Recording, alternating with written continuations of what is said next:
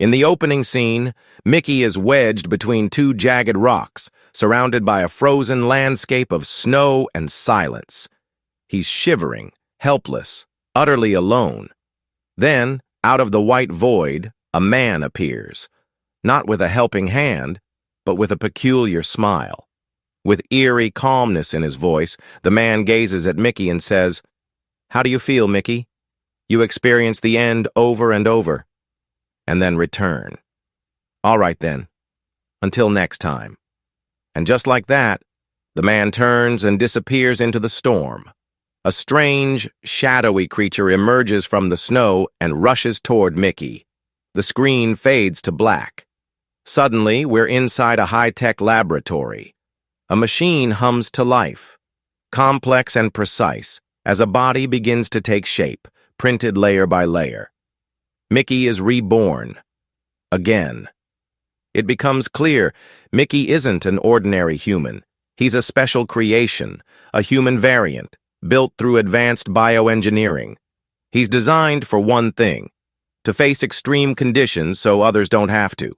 If something goes wrong, he's brought back, memories intact, and the cycle begins anew. His life is not his own. It's a continuous experiment in resilience. To understand how Mickey ended up in this endless loop, the story rewinds. Some time ago, Mickey and a close friend had borrowed funds to pursue a small business venture. But things didn't go according to plan. When repayment became impossible, the lender, known for his harsh methods, issued a firm warning: if the money doesn't return, consequences will follow. Meanwhile, Earth was changing. The environment was collapsing. Lay among the stars. A massive spaceship is seen drifting through the darkness of space, its passengers searching for a new world to call home. The mission is bold, but desperation fuels it. And caught in the middle of this vast struggle for survival is Mickey, designed to serve, destined to fall, and always brought back. Mickey, worn down by the polluted earth and the weight of his own troubles, saw this as a chance to escape. But there was a catch. He didn't have any skills that qualified him for the mission. Then he saw it, a strange option on the application form labeled expendable.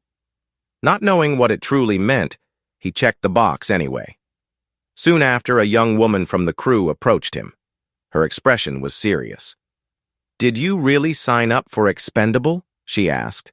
She explained, "It's a position with no pay and limited food. If anything happens to you, your body will be recreated by a machine using recycled organic material from the ship. Are you certain you want this?"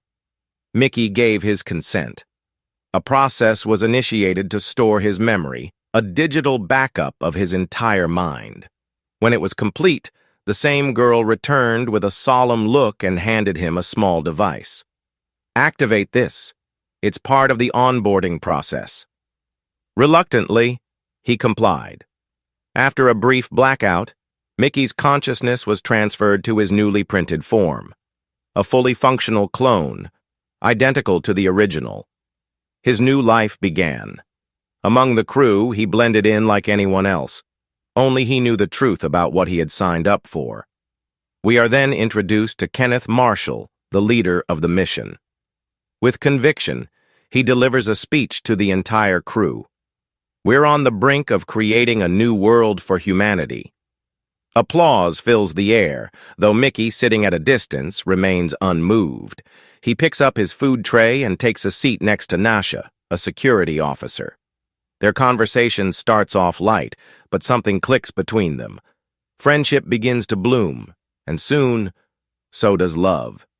Mickey continues with his assignments, and though he undergoes multiple high-risk missions, each one ending in loss and regeneration, he always finds his way back to Nasha. Eventually, the ship reaches its destination, planet Niflheim, a cold, icy terrain. Signs of water and oxygen spark hope, but no one knows if the air is truly safe. Mickey is the first to step onto the surface. As instructed, he removes his protective gear to test the environment. The outcome is immediate. His body reacts harshly to the unseen bacteria. Medical personnel on board analyze the results and begin developing a vaccine. Over the next several cycles, Mickey is sent back repeatedly. The vaccine trials are tough, but finally, a reliable vaccine is developed. Humans can now breathe on Niflheim. 3 other crew members join Mickey for a full exploration of the surface. During the expedition, disaster strikes. The ice beneath them shifts, and one of the crew members, a young woman, gets caught under the collapsing snow. Despite efforts to save her, she doesn't survive. Back aboard the ship, Kenneth Marshall is furious. "You were meant to take the risks, Mickey," he says coldly. "She could have helped build our future. This loss is on you. From now on, your rations will be reduced, and your shift will extend from 12 to 18 hours. He immediately orders Mickey to return to the planet to capture the being. Once again, Mickey is deployed. While navigating the terrain, he accidentally falls into a deep pit, bringing us back to the very scene that opened the story. The creeper approaches. For a moment, it seems threatening, but instead of harming him, it gently helps him out of the pit. Mickey, stunned, realizes the creature isn't hostile. It shows no signs of aggression. Its intentions seem empathetic. Still processing this, Mickey climbs aboard a nearby transport vehicle, loaded with 2 glowing, valuable stones mined from the planet. It carries him back to the ship. Exhausted and overwhelmed, Mickey says nothing about the creeper. He heads straight to his room, clutching the stones quietly, and falls into a deep sleep. Several hours later, Mickey slowly awakened from his sleep, only to be alarmed by the presence of another person in the room, someone who looked exactly like him. It became clear that the spaceship system had mistakenly assumed Mickey was dead and had already generated a replacement, a new variant, designated Mickey 18. Now, there were 2 versions of the same person, Mickey 17, who had survived, and Mickey 18, newly printed. Regulations strictly prohibited the presence of multiple active versions, and Mickey 18 was determined to correct what he saw as a violation. He struck Mickey 17 and expressed a clear desire to eliminate him. Mickey 17, however, did not retaliate. While both variants stood near the ship's organic recycling shaft, someone from Mickey's past appeared, Temo, an old acquaintance from Earth.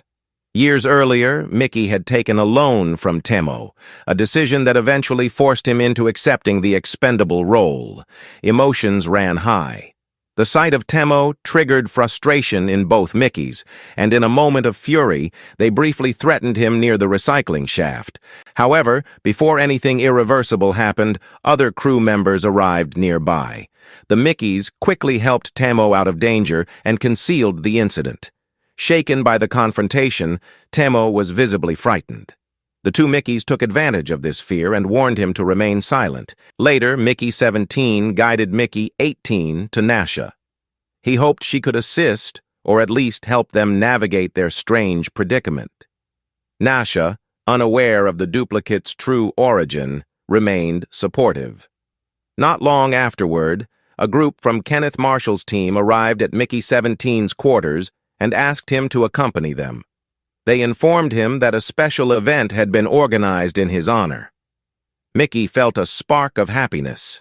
Kenneth Marshall greeted him with an unexpected show of respect, and Mickey sat down to eat, grateful and eager. The food was elegant, and for a moment, it felt like a reward. But just as he began to enjoy the meal, the lead scientist, Gemma, entered the room. She expressed concern about the ethics behind the feast. Mickey overheard that the meat served to him was not natural. It was synthetic, still undergoing testing, and had not yet been approved for human consumption. Upon realizing this, a wave of discomfort overtook him. His throat felt dry, his body reacted adversely, and the trust he had briefly felt vanished. The incident confirmed that the meat was not safe for human consumption. In response, a medical scientist rushed to the scene and administered an injection, which stabilized Mickey's condition almost immediately. However, the treatment Mickey received did not sit well with Gemma. She was clearly disturbed by how casually he had been used as a test subject. Wanting to comfort him, she brought Mickey 17 to her private cabin and offered him tea. During their conversation, Gemma grew increasingly fond of Mickey's personality and admired his calm and thoughtful nature. After finishing the tea, Mickey returned to his own quarters. There, he was startled to find Nasha, his friend, already present in the room. Even more surprising, she was sitting with Mickey 18. The sight of two Mickeys coexisting left her in shock. She had never imagined that two active variants could exist side by side. While Nasha tried to process the situation and consider what to do next, Gemma, who had followed Mickey 17 from her cabin, entered the room and immediately noticed both variants. Alarmed by what she saw, she attempted to report the matter to the authorities. But before she could alert anyone, Nasha intervened. She tried to explain that the existence of two Mickeys would not harm anyone and pleaded for discretion.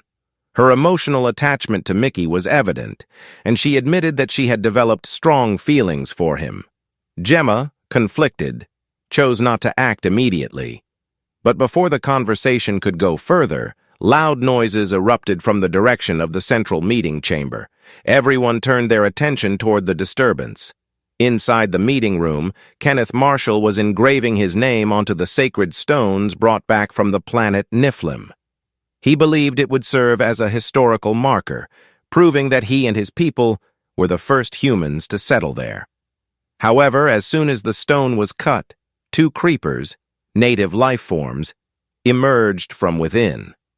One of the creepers launched an immediate attack on Kenneth Marshall, while the other writhed on the floor in distress. The room descended into chaos. Security personnel responded swiftly and eliminated the attacking creeper. Amid the confusion, Mickey 18 attempted to harm Kenneth Marshall. His anger had been building for a long time. He blamed Kenneth for putting his life at constant risk. Unfortunately, his impulsive action drew everyone's attention toward both Mickey 17 and Mickey 18.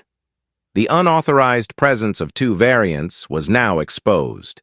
As a result, not only were both Mickeys detained, but Nasha was also taken into custody for withholding information. Later, while confined, Mickey 17 and Nasha discussed their worsening situation.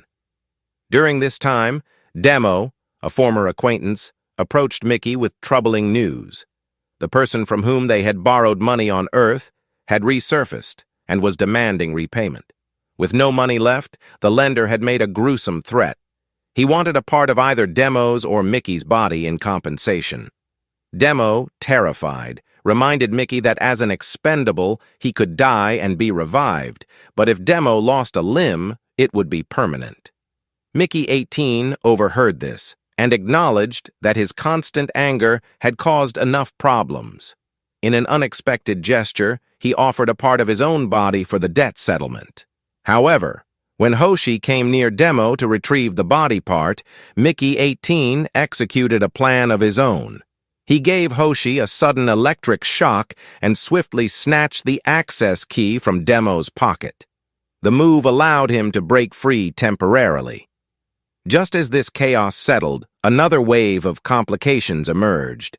Some crew members discovered that Kenneth Marshall's wife had used the tail of the creeper to create a flavorful sauce, which she had enjoyed immensely. She now demanded another creeper tail to recreate the dish and decided that the three captives, Mickey 17, Mickey 18, and Nasha, would be sacrificed for this purpose. At the same time, cameras installed outside the spaceship revealed a rapidly approaching swarm of creepers. Kenneth Marshall was prepared to eliminate the entire group of creepers, but his secretary advised against it. She pointed out that killing the creatures would bring no real benefit, and that perhaps it would be wiser to release the captives and let them handle the situation themselves. When Kenneth Marshall was told that more tails could be obtained from the creatures, he coldly responded, "Once you get their tails, then kill them." Nasha, standing nearby, was furious. Her anger surged as she shouted at Kenneth, accusing him of being shameless. "All this suffering for the taste of your tongue? You're hurting innocent creatures without a shred of guilt." Irritated by Nasha's defiance, Kenneth decided to punish her. He tied the small creeper with a rope and handed that rope to Nasha, forcing her to hold it between her teeth. He then positioned her near the organic waste disposal zone and warned, "If this rope slips or breaks, the creature dies." While Nasha held on tightly to the rope, struggling to keep the little creeper safe, both Mickey 17 and Mickey 18 were dropped from the spaceship onto the surface of Nephilim. They didn't have to travel far. Several large creatures were already moving rapidly toward the shuttle. Mickey 17, who had previously encountered one of these creatures, attempted to initiate communication. He raised his hands and calmly said, "I'm a human, and I carry poisonous gases. If you attack, I'll release them and destroy you." The creature, possessing telekinetic abilities, responded, not through words, but directly into Mickey 17's mind. "You killed our creeper," it conveyed. "The one with you belongs to us. If you kill one of your own in exchange for the life of our creeper and return the little one safely, we will leave you in peace. Otherwise, we will destroy you with powers you've never seen. We can produce sonic waves so powerful they will rupture your ears and your brains." To demonstrate this threat, the creature let out a bone-chilling, mind-piercing scream. The sound was unbearable.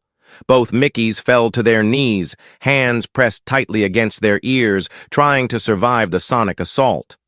Realizing the creature's immense power, Mickey 17 rushed to the spaceship's camera and, through frantic hand signals, tried to convey a message: "Let the little creeper go." Nasha, watching from inside, understood his sign immediately. But Kenneth misunderstood. He believed Mickey was trying to betray them and communicate directly with the creatures. Kenneth declared, "I should be the one talking to them. I'm the leader." His secretary quickly supported him. "Yes, sir. Go. Talk to them. If you do, history will remember your name. Your reputation will grow." Flattered by the idea of becoming a historical figure, Kenneth agreed to go out. But first, he made sure both Mickey 17 and 18 were under his control. As Kenneth stepped out to speak with the creatures, Nasha saw her chance. With courage and determination, she dragged the small creeper with her, fighting off those trying to stop her. She made it outside and handed the little one to Mickey 17, who then ran towards the creature's mother. The mother, watching from a distance, saw her baby return.